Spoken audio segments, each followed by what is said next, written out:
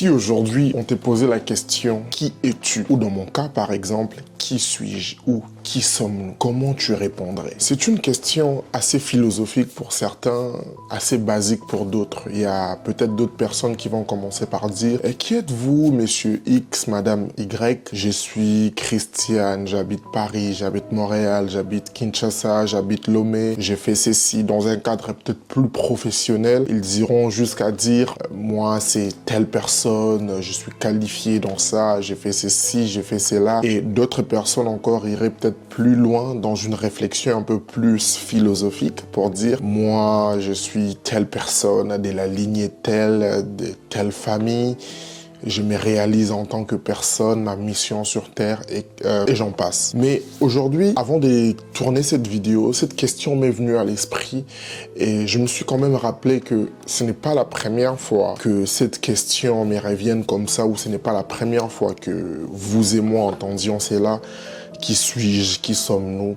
Et c'est une question, quand vous observez bien, quand on observe bien, on comprend que ça prend quand même assez de temps pour commencer à y réfléchir, pour essayer de donner une réponse assez concrète. D'autres personnes iraient même jusqu'à poser la question, ben, quand vous me demandez qui suis-je, dois-je répondre d'une manière un peu plus professionnelle, en faisant allusion à leur domaine de travail respectif, ou dans un sens un peu plus philosophique, ou dans un sens un peu plus personnel. Donc on se retrouve devant trois tableaux. Mais moi aujourd'hui, vous le savez, dans cette chaîne, on est là pour se réaliser, je l'ai dit toujours, en tant qu'humain, en tant que personne, car chacun d'entre nous, on a une mission assez précise et faudrait-il encore la retrouver, savoir où elle est.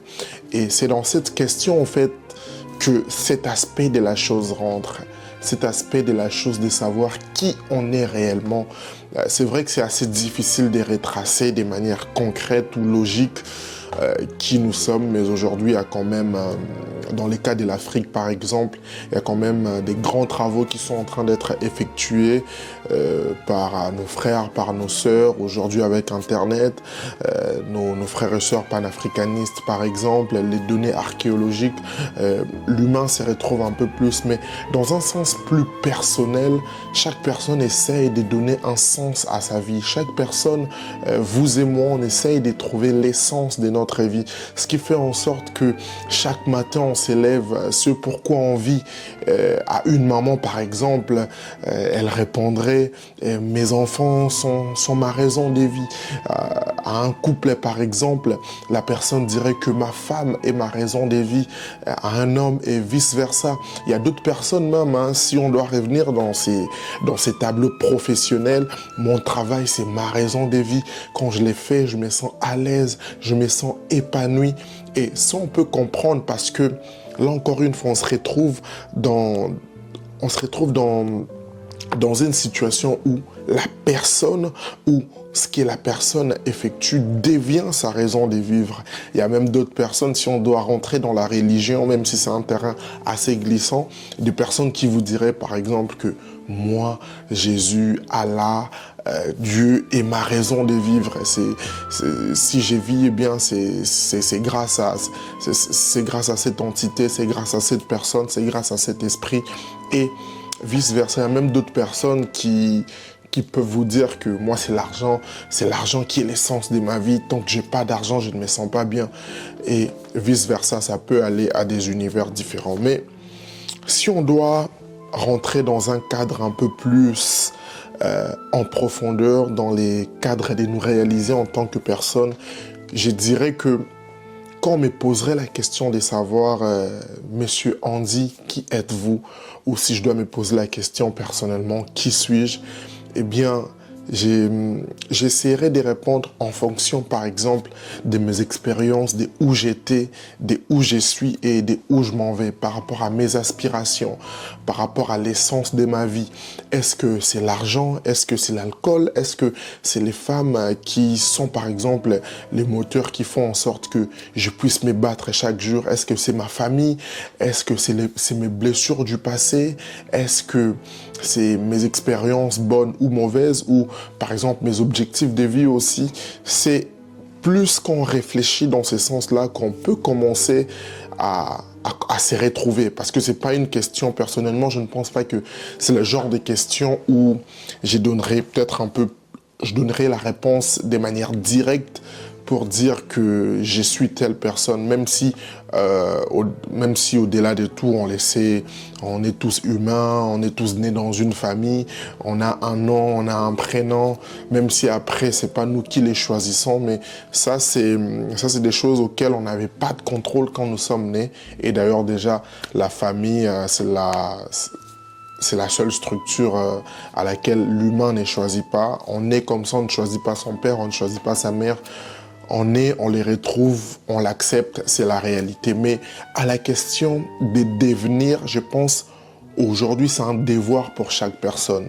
Il y a des expressions africaines, j'ai oublié, mais je pense que c'est Zach Mwekassa qui l'a dit, une personnalité que je suis très souvent, qui dit que si tu nais aujourd'hui dans une famille pauvre, ce n'est pas ton choix. Tout comme si ta mère est meurtrière, si ta mère est millionnaire, milliardaire, tes parents, ça, ce n'est pas ton choix. Mais mourir pauvre ou mourir riche, ça peut dépendre de nous, même si après, il y a d'autres éléments extérieurs qui peuvent rentrer en jeu pour expliquer cela. Mais déjà, dans ce sens-là, on comprend que une fois que nous sommes nés, une fois qu'on grandit, on commence à avoir une certaine responsabilité face à nous-mêmes, face à nos décisions, face à notre manière de grandir, face à qui on veut devenir, face à ce que l'on veut faire.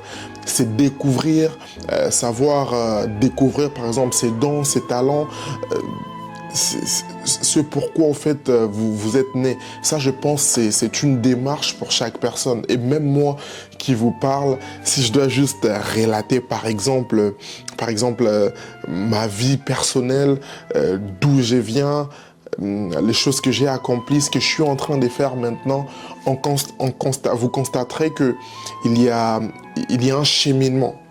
C'est-à-dire vous commencez toujours d'un point A, vous arrivez dans un point B, C, et c'est ça en fait l'humain. Et c'est ça en fait qui peut expliquer l'essence de notre vie à cette question de savoir qui on est. Déjà, on sait tous que nous sommes des êtres humains dotés des capacités extraordinaires, ça je l'ai dit toujours, il faut les dire, faut les reconnaître, que personne vienne vous dire que vous ne valez rien, que personne vienne vous imposer une manière de vivre. Dites-vous toujours, chaque jour, que étant la plus belle créature de l'univers, humain, créé, façonné à la manière de Dieu, vous êtes capable de tout et ça, personne ne peut vous l'enlever. Donc ça, c'était une parenthèse. Donc, je reviens à cette question. Donc, c'est important de reconnaître au fait que pour se retrouver, pour arriver à cette réponse, il faut savoir qu'il y a un travail de cheminement. Il faut savoir qu'il y a un travail de recherche perpétuelle. Hein. Il y a un travail de profondeur. Il y a un travail de conversation avec soi-même. Oui, ça, c'est un point que peut-être beaucoup de personnes ne mentionnent pas, mais sachez que discuter avec soi-même, c'est aussi un point très important parce que à la fin de la journée, il faut se découvrir. Il y a des personnes, ce n'est pas des sujets que je maîtrise en profondeur, mais je parle vraiment plus dans un cadre où je maîtrise. Il y a des personnes qui en parlent hein, de manière très profonde. Peut-être que je peux vous mettre les liens dans la description pour aller voir, mais s'il faut vraiment revenir dans ce travail de l'être soi-même, de la recherche, de se connaître soi-même, de savoir sa mission, de connaître au fait ce pourquoi on est ici sur Terre, je dirais aussi qu'il faut essayer à chaque fois. Beaucoup de gens aujourd'hui ne veulent pas se lancer dans tel ou tel autre projet, tout simplement peut-être parce qu'il y a cette peur, il y a cette appréhension sur comment les gens peuvent penser, sur ce que les gens peuvent sur les jugements des autres, si je peux le dire comme ça. Donc c'est très important, c'est la petite réflexion que j'avais pour nous aujourd'hui. Je parle toujours de nous parce que je m'inclus aussi. Je ne viens pas ici vous imposer des choses ou quoi que ce soit. Je ne suis pas coach. Ça, déjà, je pense que je le répéterai toujours. Mais grâce à ma petite expérience de vie, j'ai créé cette chaîne pour qu'on discute. On va parler de beaucoup de choses. Hein. On va réagir à l'actualité. On va parler de motivation. On va parler des histoires. On va parler du lifestyle. Et voilà, je pense que la vidéo, elle est finie. Si vous avez aimé, en tout cas, laissez un pouce bleu, commentez, dites-moi à la question de savoir qui êtes-vous, comment vous répondrez par exemple. Faites-le moi savoir dans la section commentaires et surtout, n'oubliez pas de vous abonner, d'activer la cloche de notification. Je mets des vidéos presque chaque jour sur ma chaîne YouTube. Question de rester constant, question d'atteindre mes objectifs que je me suis fixé par rapport à YouTube. Prenez soin de vous, c'était Andy. Quant à moi, je vous dis à la prochaine et